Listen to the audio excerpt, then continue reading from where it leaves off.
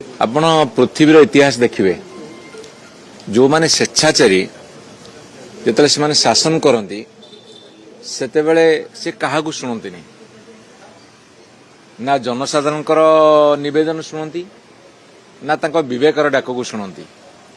बर्तमान जो भारतीय जनता पार्टी सरकार चलती ओडिशा रे ना जनसाधारण मनर कथा कि दुख वेदना चित्कार शुणुंट एवं तांकर स्वर विरोधी दल जो चित्कार करुछंती न्याय पाई ना ताकू शुणुछंती ना निजर विवेकर आह्वान को शुणुछंती। एही भली एक अपांडुक सरकार वर्तमान ओडिशा रे चलछि। एक कथा कहिबार कारण होछि एससीबी मेडिकल कॉलेज रे 13 जन रोगी मरी गले सरकारंकर अवहेला जोगुरु कहना जहाको से माने इंचार्ज सुपरिटेंडेंट करथिले गौतम शतपथी से 60 जन तले थी इंचार्ज सुपरिटेंडेंट होते एवं जे एडिशनल सुपरिटेंडेंट से आरएसएस शाखा लगाउछन्ती ओपीडी रूम नंबर 10 रे। आपण चिंता करंतु केवल एससीबी मेडिकल कॉलेज कथा नुहे बर्तमान ओडिशा रे जेते मेडिकल अछि जेते मेडिकल कॉलेज अछि एवं प्राइवेट मेडिकल सो मध्य आज रोगी चिकित्सा पाइबा तो दूरर कथा जदि भी चिकित्सा पाउछन्ती ताले शोषण शिकार होउछन्ती।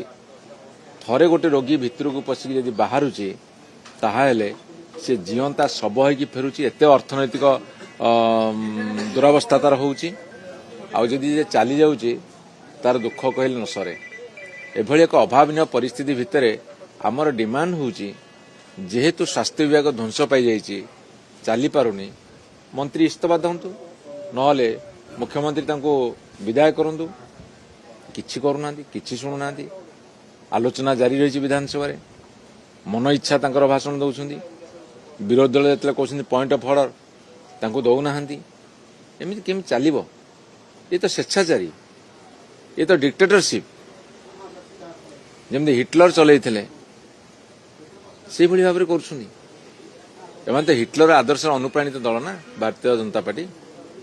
हिटलर जमती खाकी पैंट धला सार्ट ब्लैक टोपी से शासन चलती हिटलर शासन कि आश्चर्य कथा आपन कहउछन्ती सब थाना गुड़ा पर बर्तमान बीजेपी कर्मी अख्तियार रे। बर्तमान जदि आपन विभिन्न थाना रे पचरे इन्स्पेक्टर किए से कहे अमुक होची एडी अछि से हम बीजेपी कर्मी। बर्तमान बीजेपी कर्मी जहा कहे थाना ऑफिसर उठ बसेबे जो माने क्रिमिनाल तांको एसपी माने नमस्कार पकाउछन्ती मुंडिया मारुछन्ती